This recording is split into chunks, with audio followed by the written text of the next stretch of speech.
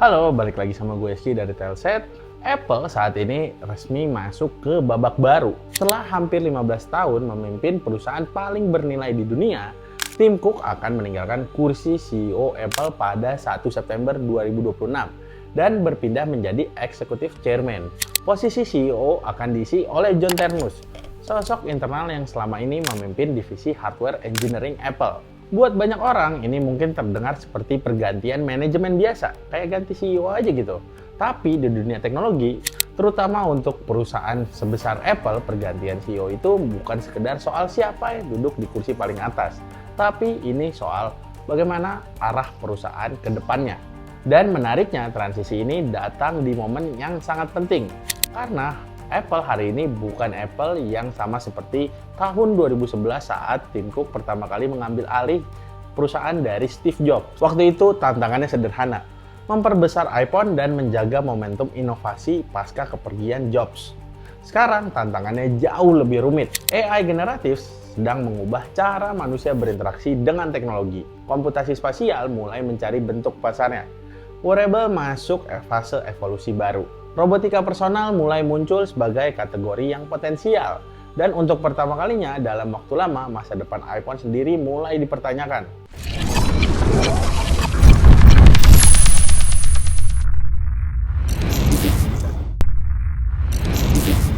Kalau kita bicara soal Tim Cook, sulit untuk tidak mengakui bahwa dia meninggalkan Apple dalam kondisi yang luar biasa kuat. Saat mengambil alih Apple pada tahun 2011, valuasi perusahaan ada di kisaran 350 miliar dolar Amerika Serikat.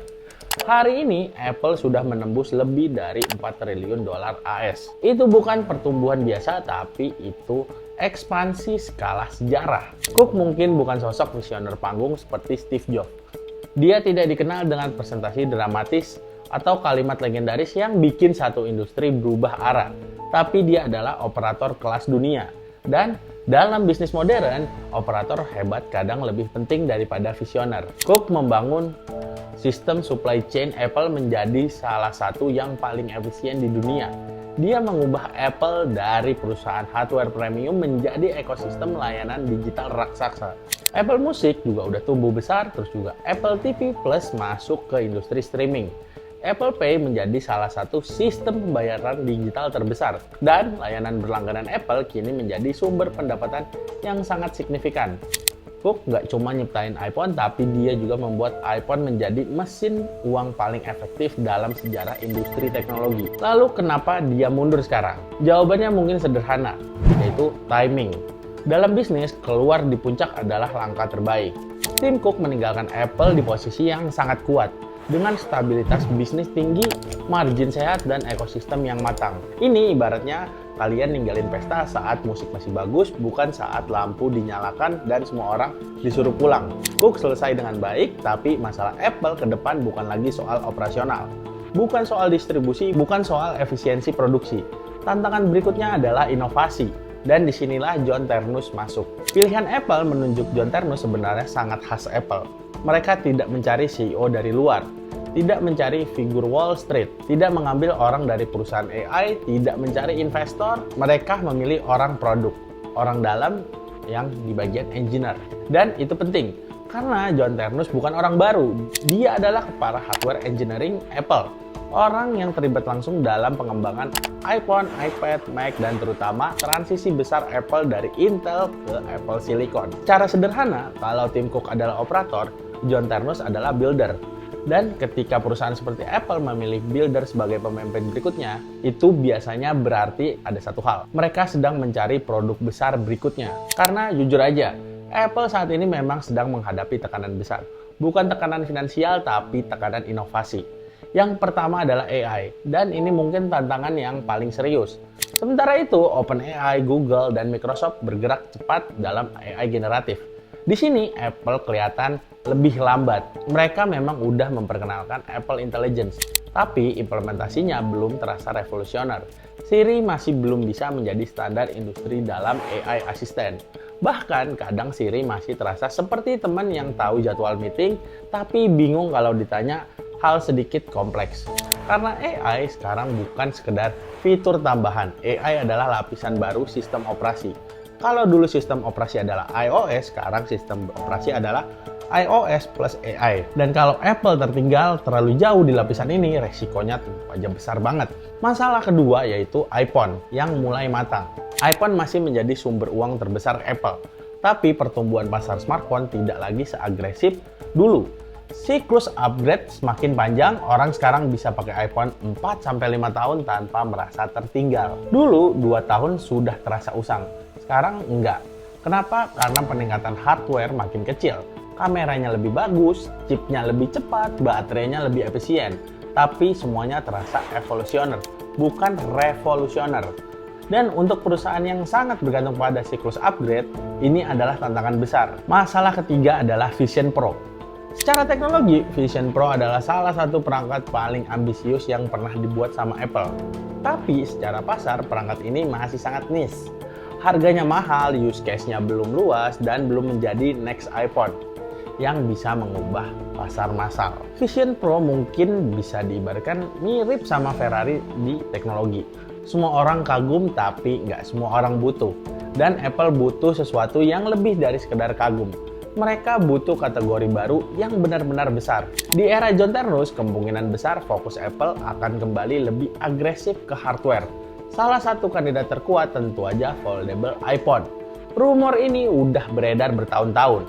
Dan banyak analis percaya foldable iPhone akan jadi salah satu proyek besar pertama di era John Ternus. Kenapa dia baru sekarang hadirnya? Karena pasar foldable mulai matang.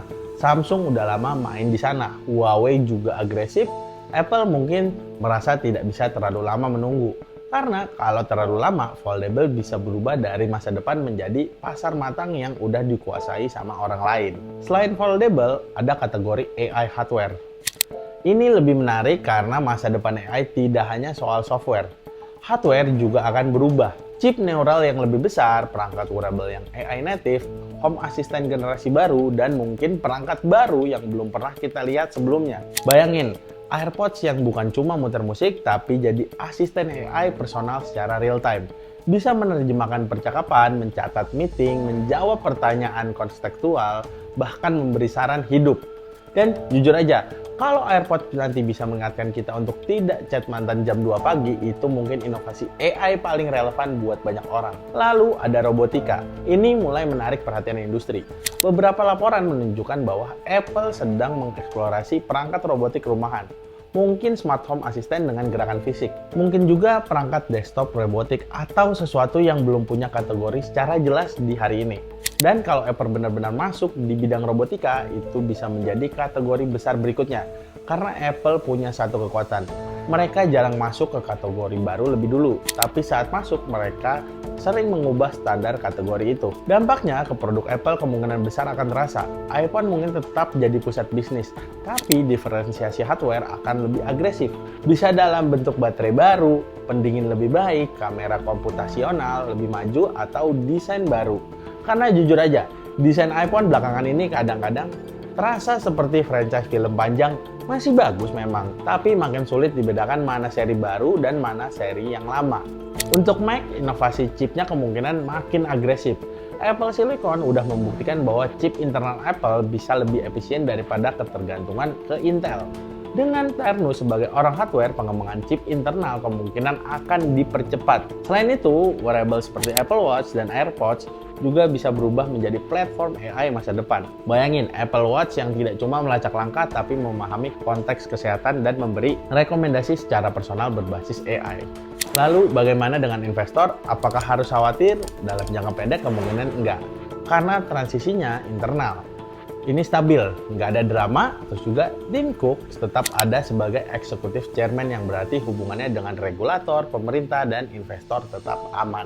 Ini juga hal penting karena Apple adalah perusahaan yang sangat menjaga stabilitas. Mereka nggak suka chaos dan Wall Street suka stabilitas. Tapi dalam jangka panjang semuanya bergantung pada satu hal. Apakah John Ternus bisa menemukan produk besar berikutnya? Karena itu yang membedakan CEO hebat dan CEO legendaris. Steve Jobs menciptakan iPhone, Tim Cook memperbesar iPhone, John Ternus harus menciptakan sesuatu setelah iPhone. Dan itu adalah tantangan yang sangat besar. Ada 3 tantangan utama. Pertama, menang di AI. Ini bukan pilihan lagi karena memang industrinya mengarah ke situ. Apple juga harus bisa mengejar atau bahkan memimpin di dunia AI. Kedua, menemukan kategori baru. Setelah smartphone, apa berikutnya? AR, robotik, wearable AI, home intelligence? Tidak ada jawaban pasti untuk saat ini. Ketiga, menjaga identitas Apple. Apple terkenal karena tidak terburu-buru. Mereka menunggu teknologi matang terlebih dahulu sebelum mereka masuk ke kategorinya. Tapi di era AI, terlalu lambat bisa berbahaya. Ternus harus menemukan keseimbangan antara inovasi cepat dan kualitas khas Apple. Pada akhirnya, pergantian CEO Apple ini bukan sekedar pergantian orang. Ini adalah pergantian arah.